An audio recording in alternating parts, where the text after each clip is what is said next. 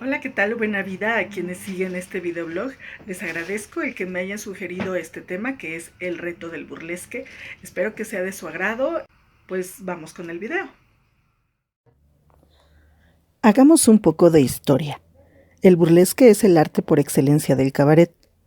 Antes de existir el cabaret o teatro cabaret como arte escénico, ya existía el burlesque como tal, mientras que el cabaret era tan solo el lugar físico donde espectáculos subversivos o transgresores eran representados.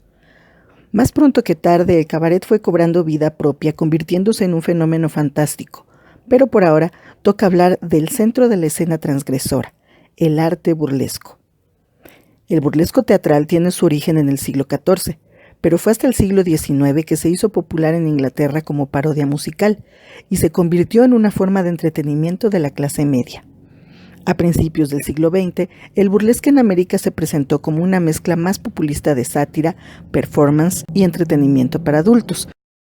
Este burlesque británico tradicional ahora se conoce como burlesque clásico o burlesque musical, y es muy diferente del burlesque moderno, burlesque americano o neoburlesque, que es un género de variedades más centrado en el striptease. Y ahora sí, México, que es el lugar en el ombligo del mundo. Cada vez nos parecemos más a nuestro vecino del norte, aunque abrevamos de la región latinoamericana y un poco menos de la europea. En primer lugar, los iconos femeninos mexicanos están divididos en dos grandes grupos. Por un lado está la mujer santa y abnegada, madre y reina, virgen y mártir, y en el lado opuesto tenemos a la tumba hombres, la mujer fatal, la pecadora, el objeto del deseo, la frívola y la interesada. Bajo esta concepción tan polarizada de nuestra cultura, las ejecutantes de burlesque no pueden sino encajar en el segundo grupo, donde es inconcebible que una mujer valiosa y confiable que pertenezca al primer grupo tenga la capacidad de mostrar su erotismo públicamente. En la década de los 40 y 50, con el boom de la cinematografía, una figura destacó de entre todas las películas rancheras, urbanas y melodramáticas que conformaron la llamada época de oro: la figura de la rumbera, que logró constituir un subgénero en sí mismo, el cine de rumberas. Haciendo mancuerna con los cómicos de esos años, estas curvilíneas figuras femeninas encarnaron tanto las fantasías sexuales de los hombres como el anhelo de liberación de las mujeres. Y es que una mujer hermosa, segura de sí misma y seductora, no es atractiva solamente para el sexo opuesto.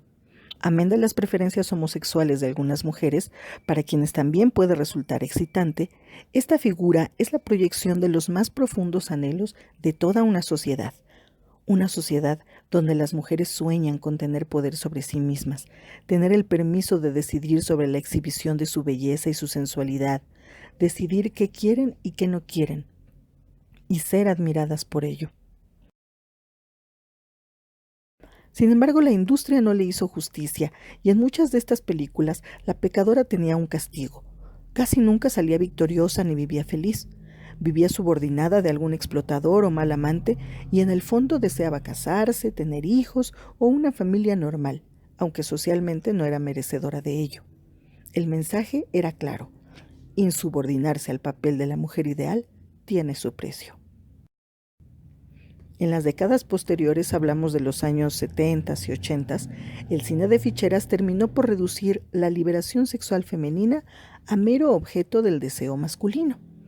Eran mujeres cuya presencia escénica estaba fuertemente ligada a la prostitución, los vicios, el crimen o la promiscuidad. Una mujer que se quitaba la ropa en escena era igual de indeseable o peligroso que todo lo anterior. El término cabaretera fue inmortalizado en canciones como sinónimo de aventurera, traicionera, vendedora de amor o prostituta. En México, una burlesquera es, pues, una mujer de cabaret, una meretriz sin derecho a nada, alguien que es tan mujer, pero tan mujer, que vale doblemente menos que una mujer promedio. Con el paso de los años, el lugar en el ombligo del mundo comenzó a importar fórmulas de entretenimiento erótico como el pole dance y el table dance, modernizándose el término por tableera. pues los cabarets tradicionales casi habían desaparecido y los pocos que había ya no ofrecían espectáculos meramente eróticos, sino más bien se habían decantado hacia la sátira política de la carpa y las poco exploradas formas del teatro social. En este contexto surge en México, iniciados los años 2000, una nueva oleada de cabareteras y cabareteros que buscan rescatar la tradición burlesquera americana, explorando nuevas formas de ejecutar el arte del striptease y, lo más importante, hacer política del cuerpo. Si bien siempre ha habido en la escena underground del país, sobre todo en la Ciudad de México, artistas y performers que han utilizado el desnudo como medio de expresión de ideas, es apenas en esta época cuando han surgido diversos grupos que buscan usar el neoburlesque o burlesque americano como su forma exclusiva de expresión, basando sus espectáculos en el poder del erotismo y del striptease. Actualmente nuestro burlesque está muy diversificado, pues podemos hallar influencias de otras corrientes culturales como el gótico, el belly dance, el drag queen, el bufón, el circo, y sociales como el activismo feminista más recalcitrante. De ahí que el burlesque mexicano se enfrente a varios retos cruciales para consolidarse como un medio de expresión poderoso, tanto artística como socialmente. Desde mi experiencia como ejecutante y directora de espectáculos de este tipo, considero que el más importante de todos es la solidez del discurso. Lo envidiable del arte comercial es que tiene objetivos claros. Su discurso es contundente. Quiero entretenerte, quiero erotizarte, quiero enajenarte, quiero venderte algo y echo mano de todo lo que sé para lograr mi objetivo. Pero, ¿cuáles son los objetivos del cabaret y del burlesque específicamente? La falta de claridad en este sentido es lo que sigue manteniendo al burlesque en el terreno de lo experimental. He sido testigo presencial y activo del nacimiento y consolidación de artes escénicas como el performance, el teatro cabaret y el stand-up comedy, por mencionar los más significativos. Otros como el graffiti o el spoken word han pasado de ser arte callejero a tener una fuerte presencia en la vida cultural de nuestro país, pero el burlesque sigue enfrentando pruebas que no está siendo capaz de superar.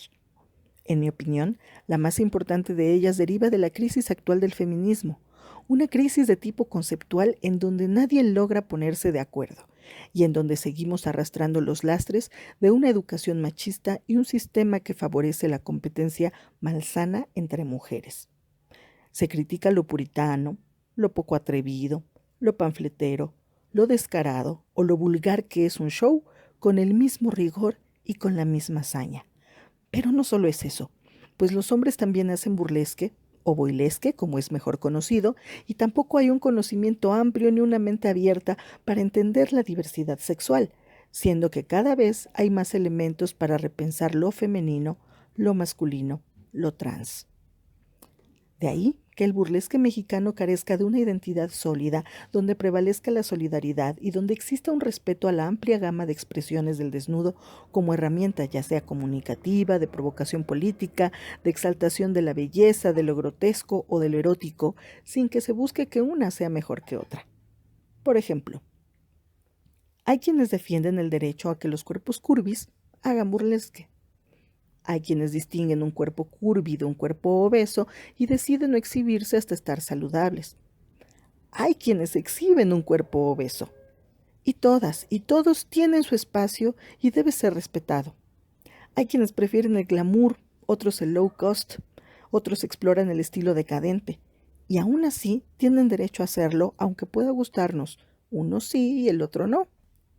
Si bien la búsqueda de un gremio unificado suena ambicioso en el contexto nacional, dado el corto recorrido del neoburlesque como tal en la escena mexicana, sí es importante avanzar hacia ello, y la solidez nos las va a dar el tener una definición concreta de los objetivos de cada espectáculo, reflejándolo en todos y cada uno de los detalles que lo conforman, desde la selección adecuada de la música, el vestuario, la coreografía y hasta el tipo de cuerpos que van a ser mostrados en cada acto.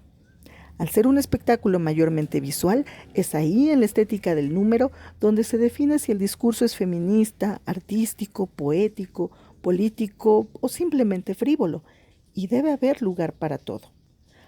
Aún hay un camino largo por recorrer en la exploración de este arte que probablemente esté demostrando ser obsoleto en esta sociedad cambiante, cada vez más abierta a la sexualidad y menos impresionable ante el desnudo, aunque también pudiera ayudarnos a construir otros caminos que den nuevos significados a nuestro entender la filosofía del cuerpo humano.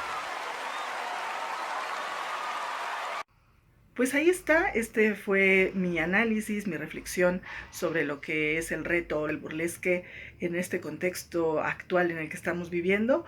Les agradezco siempre sus comentarios, sus sugerencias. Saben que cuando son realizadas con respeto van a ser tomadas en cuenta y en la medida de lo posible contestadas. Así que gracias de nuevo y nos vemos en la siguiente emisión. Hasta la próxima.